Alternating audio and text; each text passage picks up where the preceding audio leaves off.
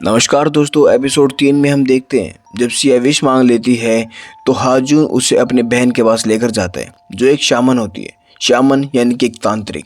हाजून की बहन शहर से बहुत दूर एक जंगल में छुप कर रहती थी। साथ ही उसका हस्बैंड भी रहता था। हाजून वहाँ पहले भी आया करता था मगर कभी भी घर के अंदर नहीं गया था क्योंकि हाजून की बहन नहीं चाहती थी कि हाजून के ऊपर किसी भी बुरी शक्ति का प्रभाव पड़े। हाजून की बहन के घर जाते ही वहाँ पर दरवाज़ा हाजून का जीजा खोलता है और तभी सिया के पास एक कॉल आता है। दूसरी तरफ से जियान की आवाज़ आ रही होती है और वो उससे पूछता है कि तुम कहाँ पर हो। हाजून की बहन समझ जाती है कि ये एक आत्मा है, जियान नहीं है, और वो सिया को कोई भी जवाब देने से मना करती है। यहाँ पर सिया पोजेस्ड हो जाती है मगर हाजून की बहन उसे बचा लेती है और वो एक रिचुअल शुरू करते हैं।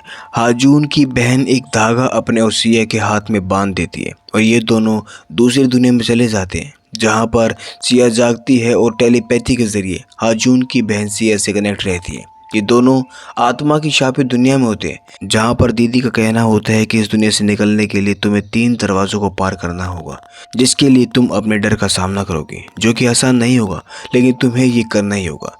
इसके बाद हाजून के जीजा 3 अगरबत्तियां जलाता है जिसमें पहले जलाने पर पहला दरवाज़ा बन जाता है। दरवाजे के अंदर जाने से पहले दीदी कहती है कि दरवाजे के उस पार जाने के बाद तुम्हें कुछ भी करना मगर तुम्हें मुड़कर पीछे नहीं देखना, क्योंकि अगर तुम पीछे मुड़कर देख लोगी तो वो आत्मा मुझे देख लेगी और फिर मैं तुम्हारी रक्षा नहीं कर पाऊंगी।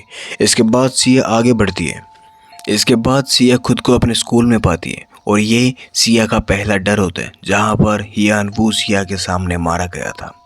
सिया जब स्कूल में डरी सहमी आगे बढ़ रही होती है तो अचानक सिया के पीछे हियान वू आ जाता है और सिया के सामने अपना गला काटने लगता है। हियान वू सिया से भीख मांगता है कि मुझे बचा लो, मैं मरना नहीं चाहता। सिया को लगता है कि हियान वू तड़प रहा है। सिया खिड़की से बाहर देखती है तो चारों तरफ उसे अपनी ही जैसी छवि दिखती है। हियान वू सिया के सामने आकर अपना गला काट देता है और सारा खून सिया के ऊपर गिरता है मगर सिया समझ जाती है कि वो एक आत्मा है और जैसे ही सिया अपने डर पर कंट्रोल करती है दूसरा दरवाज़ा खुल जाता है, यानी कि पहला दरवाज़ा पार हो गया है।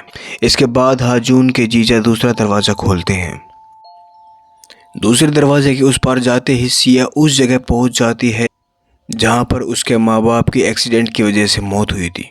ये सिया के बचपन का डर होता है जिससे वो हमेशा भागती रहती थी। यहाँ पर सिया के सामने उसके माँ बाप की गाड़ी का एक्सीडेंट हो जाते हैं और सिया के सामने उसके माँ बाप मरने से पहले तड़प रहे होते हैं और सिया से मदद की भीख मांग रहे होते हैं। सिया के सामने दरवाजे का अंत होता है मगर वहाँ पर जाने के लिए सिया को अपने माँ बाप को अपनी आंखों के सामने मरने के लिए छोड़ना होगा। सिया ऐसा नहीं कर सकती थी, सिया नहीं चाह पाती मगर फिर भी वो अपने डर पर काबू करके दरवाजे की तरफ भागती है और दरवाजे को खोल देती है। दरवाज़ा खोलते ही अपने सामने हाजून और उसके जीजा को पाती है। सिया को लगता है कि वो असली दुनिया में आ गई मगर तभी सिया को हाजून की बहन की आवाज़ आने लगती है। यहाँ पर सिया समझ नहीं पाती कि असली दुनिया कौन सी है। हाजून के जीजा उसे पीछे देखने के लिए मजबूर करते हैं और बार बार दोनों सिया को मजबूर कर रहे होते हैं कि उसे पीछे देखना होगा और पीछे देखते ही सिया के हाथ का धागा टूट जाता है जो हाजून की बहन ने उसके हाथ पर बांधा हुआ था। धागा टूटते ही हाजून की बहन भी उसी शापित दुनिया में फंस जाती है। अब यहाँ पर सिया खुद को एक खून के तालाब में पाती है।